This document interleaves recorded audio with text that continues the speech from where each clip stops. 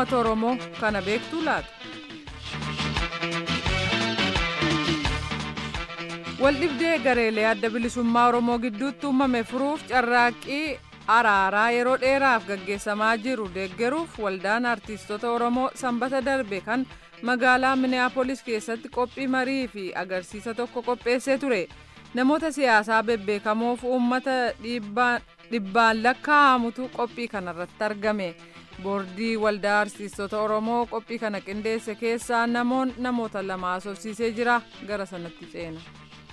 Obbo Daraaraa Maatiif Obbo Amiin Juundii ibsa kana naa kennuudhaaf eeyyamuu keessaniif dursee guddaan sin galatoomsadha. Kanallee galatoomin jira gamatooni. Carraa kana nu laachuu keetiif galatoomin nutis. Mee qophiin sanbata dabree Minneapolisitti qopheessitan sun maal akka of keessaa qabu nutti himaa Obbo Amiin irraan jalqaba. Qophiin guyyaa kanaa itti fufiinsa qophiilee hanga ammaatitti keessattuu biyya Ameerikaa kana keessatti yeroo adda addaa gaggeessaa jirruun itti fufiinsa isaati. Kunis Oromoo haala siyaasaatiin haa ta'u haala adda addaatiin wal dhabee jiru araara amma manguddoota bu'uureessitootaatiin abaa'oo jidduutti godhamaa jiru kana milkeessuudhaaf tumsa kanaaf jecha walgahiilee qopheessinee manguddootaas hogganoota dhaabaatis afeerree akka isaan waliin haasa'uu danda'an akka isaan haala keessa jiranis uummata keenyaaf ibsuu danda'an irratti kana qindeessuudhaaf walgahiin kun qophaa'ee manguddoota araara kana keessatti qooda fudhatan namoota kabajamoo ta'an hedduutu irratti argame jechuudha. Obbo Daraaraa waan dabaltu qabdaa? Waan dabalu gabaabaadha. Waldaa hawaasa Oromoo Minneapolis irraati jaarmiyaa waldaa dargaggoota idilee addunyaa irraatis argamanii jiru. Kan affeeraman isaan kana qofaatu hin ta'in waldaa qorannaa Oromoo fi qaamonni ba'anis jiru garuu haala adda addaatiin walgahii kanarratti argamuu hin dandeenye. Haa ta'uyyuu malee hawaasni Oromoo Minneapolisiif naannoo isaa jiraatan bifa nama gammachiisuun kanaan dura waggoota 3 kana keessatti hin argamneen qophii kanarratti argamanii qooda fudhatanii jiru. Nama gamtaa kan walgahii kanarratti argame? Galmi qabamee gara nama 300 fi ol kan qabatudha. Galmi kun guutamee namoonni hedduun bakka ta'an dhaabbatanii daawwatan hedduu argineerra. Mee qabiyyee qophii sanaa natti himaa? Qabiyyeen qophii kanaa bifa lamaan qophaa'e. Inni tokko marii hawaasaati. Kan maanguddoonni irratti argamanii haasaa godhanii fi uummanni illee irratti argamee gaaffii qabu yaada qabu. Carraa kanaan dhaabota hogganoota bilisummaa Oromoo fi adda bilisummaa Oromoo fi maanguddoota ammaaf akkaataatti dhiyeessu irratti waltajjii dhiyaate yoo ta'u, inni lammataa immoo qophee aadaa yookaan galgala bashannanaa jedhamee kan nama hundumaa dargaggoota hundumaa bashannansiisuudhaaf kan qophaa'e jechuudha. Kabiraa qopheessa guyyaa irratti maree hawaasaa sana irratti diraamaan waliigalan alaagalan jedhullee dhihaatee kan nama baay'ee bohaarse ture jechuudha. Kana mara kan qindeesse waldaa artistoota Oromooti. Eeyyee. Mee afuura marii sanaa nuuf ibsaa Obbo Amiin. Waan mari'atame waa'ee maaliitii yaadni dhiyaate hoo ka maalitti fuuleffate? Irra guddaan marii manguddootaatis tahee kan hogganoota dhaabaa akkasuma ammoo kan itti gaafatamtoota waldaa kan irratti hundaa'ee mooraa qabsoo Oromoo keessattuu adda bilisummaa Oromoo deebisanii tokkoomsuu jedhu kanarratti kan xiyyeeffatedha. Ibsi kennamaa tures seenaalee hangammaatti qabsoo Oromoo keessa dabarte irraa fi gaagamoota qabsoo Oromoo mudatan hunda gamaggamuudhaan xurreen itti deemaa jirru xurree itti kufaatii keenya dhugoomsu ta'uu isaa hubatee uummanni keenya karaa mooraa araaramaa kanatti hogganoota dhaabaa irratti dhiibbaas akka godhu araaramni kun ammoo yeroo ammaatti xurree miidhagaa qabatee akka inni irra jiru uummataaf ibsu irratti fuulleffatee ture. Kan ammoo uummannis bal'inaan kan eeggachaa tures kana kan uummanni keenyas hawwaa jirus kana qalbii gaariidhaan irraa fudhatee gaafii qabus gaafatee innis akka araarri kun milkaa'u araarri kun yoo milkoo'in ammoo hogganoonni siyaasaa Oromoo hogganan kun ammoo gaagama ammaan booda ta'uuf itti gaafatama akka qaban kan jedhu manguddoota irraayis namoota walgahii kanarratti hirmaatan irraallee bal'inaan calanqisee jira.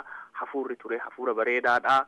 Manguddoonni eebba godhanis waggaa haaraa kana waggaa araaramaa akka nuu ta'u waggaa tokkummaan keenya itti milkaa'u dhugoomu akka nuu ta'u hawwan jechuudha. Gareelee adda bilisummaa Oromoo wal dhibdee kana keessa jiru jedhaman keessaa kanneen hirmaatan jiru Obbo Daraara? Kan hirmaatanii lamatu jiru. Kan hin hirmaanne garuu hojii adda addaa walirra buusaatiin argamuu hin dandeenye garuu qopheen keessan kan milkee akka ta'u isin hawwina jechuudhaan xalayaan nu erganii jiru jechuudha. Warri argamee warra adda bilisummaa Oromoo Jaal Daawud Ibsaatiin hoogganamuu fi warra adda bilisummaa Oromoo Jaal Jeneraal Kamaal Galchuutiin hoogganamantu walgahii kanarratti argamanii warri Jaal Galaasaa yookaan Dhugaasaa Bafakkootiin hoogganaman ammoo kan amma jaaldararaan jedhe kana warra rakkoo isaan achirratti argamsiisuu hin danda'in nu ibsan jechuudha. Warra xalayaas ni barreessan. Eeyyee. Isinoo waldaa artistootaati maaltu dhimma dhaaba politikaa tokkoo keessa sin galche jedhee namni sin gaafatu jiraachuu mala deebii maalii qabdu obbo Daraara? Maaltu sin gashaa qofaayyuu hin ta'in karaa adda addaatti waan namni namaan jedhu deebisanii jechuullee rakkisaa ta'a. Haa ta'uyyuu maleessaati dhugaadha nu artistoonni Oromoo qaama hawaasa Oromoo keessaa ba'an waan ta'eef nu akka artistoota Oromoo tokkotti aadaa Oromoo, siyaasa Oromoo, jireenyi Oromoo akka jijjiiramu akka guddatu gochuudhaaf hojjenna. Kana keessatti immoo yeroo rakkoon sadarkaa dhaaba siyaasaa hawaasa keenya mudatu nunillee nu dhukkubsaa jechuudha. Kanaafuu gahee keenya karaa kamiin bahuu qabna, maal gochuu qabna isa jedhu irratti yeroo yaan namoota biraa ammaaf gurmoofnee jirra waan ta'eef sochii adda addaa rakkoo hawaasa Oromoo keessatti, dhaabolee Oromoo keessatti, siyaasa Oromoo keessatti uumaman kana furuudhaaf yaalii godhamu deeggaruuf akka inni fiixa bahu gochuudhaaf irraasaa qabna waan ta'eef of kakaasnaa jechuudha. Deebiin keenya kanuma jechuun barbaada gabaabatti. Obbo Amiin. Kan duraa akka ogeeyyonni polotikaa mataa isaa itti ibsanitti polotikaa mataan isaatu yookaan siyaasaan mataan isaatu artiidha jedhanii akkaataan itti siyaasaadhaa fi artii gargar baastu hedduu dhibaadha. Sadarkaa uummata keenyaatti as deebinee gulaallu immoo nuti qoonni artistoota Oromoo aadaa Oromootiif afaan Oromoo qofa irratti xiyyeeffatanii osoo hin taane qabsoo Oromoo milkeessuu irrattis yookaan babal'isuu irrattis siyaasaa Oromootis seenaa Oromootis qoonni hagarraa sadarkaa lubbuu itti kafaluutitti artistoonni Oromoo kafalan guddaadha. Ifaajeen yookaan tattaaffiin hagammaatti artistoonni Oromoo godhan Oromoo siyaasaa tokko irratti luuccessanii karaa fedhii inni ittiin guuttatu argamsiisuu irratti godhan kuni har'a ammoo haala adda addaatiin boora'ee har'a mooraan Oromoo sadarkaa hamatti laaffatee qancaree jiraachuun isaa mul'ata jechuudha. Kanaaf firiin kun irra guddaa isaa kan milkaa'een artistoota Oromoo waan ta'aniif artistoonni Oromoo siyaasaa Oromootis fuul itti godhu yookaan bifa itti godhu irratti dirqamallee qabna jechuudha. Uummanni Oromootis nurraa ni dhagahaa qooda uummata Oromoo keessatti nuti qabnus guddaadha. Kanaaf hogganoota dhaaba kanaatis akkasuma manguddoota waan kana milkeessuudhaaf tattaafatanis dubbifnee waan kana tolchuu qabna kan jennu waliin mari'annee galata waaqaa manguddoonni kunis warri sadarkaa olaanaatti sadarkaa hogganoota dhaabaatti tuyyu ija gatii qabu kennanii yaamicha goonuuf irratti argamanii hiree kanaan ammoo nuti maqaa siyaasaatiin uummata keenya adda adda bahee kana bakka takka mooraa takka keessatti yookaan waltajjii takka irratti waliif fiduu dandeenyee jirra jechuudha. Kuni mataan isaa akka artiin hangam takka uummata keenyaaf biratti ulfina qabu agarsiisa. So artiin mataan isaatu siyaasarraa adda bahee laalamuu hin danda'u.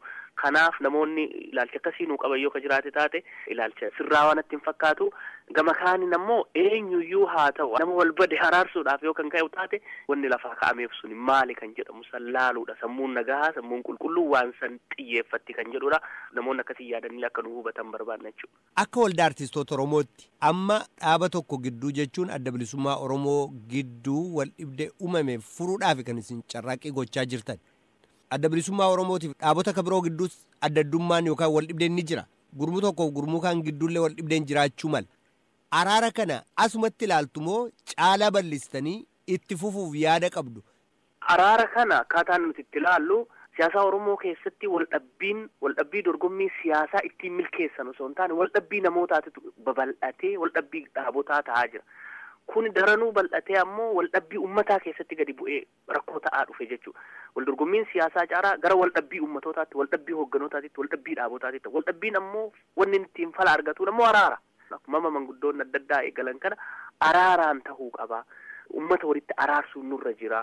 Uummanni dhaabarraa bilisa tahee waa yaaduu akka danda'u godhuun nurra jira kan jedhudha. Kun ammoo sadarkaa amma itti jirru kanatti yookaan bakka amma itti eegalle kana qofatti osoo hin taane biyyoota ollaa biyya keenyaatitti biyya Awurooppaatitti hanga bakka hoogganoonni keenya itti qaamaan argamaniititti dhaqnee waan kana hanga maayyiititti fala godhuudhaaf of qopheessinee jirra jechuudha. Waa xiqqootti dabaluu fi eeyyeen adda bilisummaa Oromoo keessatti rakkoon uumamee jiru kun qaamota sakaan yookaan jaarmayoota yookaan hawaasa keessatti rakkoo jiru furuudhaaf furtuu guddaadha inni ilaalla jechuudha. Rakkoon amma adda bilisummaa Oromoo keessatti dhalatee jiru kun yoo furameef inni kaan furamuudhaaf salphaadha. Kanaafuu jalqaba isa kana yoo xumura itti godhame gama biraatiin immoo isa kaanitti sadarkaa sanatti cehuudhaaf sagantaa bal'aa qabna jechuudha. Garuu waan asirratti dubbadhee darbuu barbaadu tokko hawaasa gidduu rakkinni hin jiru. Hawaasa gidduu rakkoon jiru calaqqee isa dhaabota siyaasaa adda addaa keessa jirutti hafuura sana jira jechuudha. Yeroo qopheen akkasii qopheeffamu namoonni yaa'anii yaada isaan dhiyeessan irraa hawaasi yaa'anii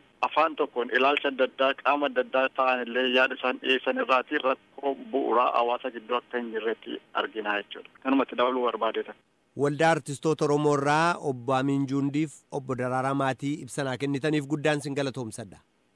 Carraa kana argachuu keenyatti hedduun gammadaa baay'ee fayyaa ta'e. Carrama kanaan uummata keenyaafillee dhaamsa kennan kan nu dabarsuu barbaannu waan itti jirru kana araara mooraa Oromoo keessatti deebi'ee akka ta'u hawwinu kana akka uummanni keenyas bakka jiruun dhaabota kanneen irratti dhiibbaa godhee araarri kun akka milkaa'u akka nu gargaaran gaafannaa isinis warri hiree kana nu laattan ulfaadhaan jedha.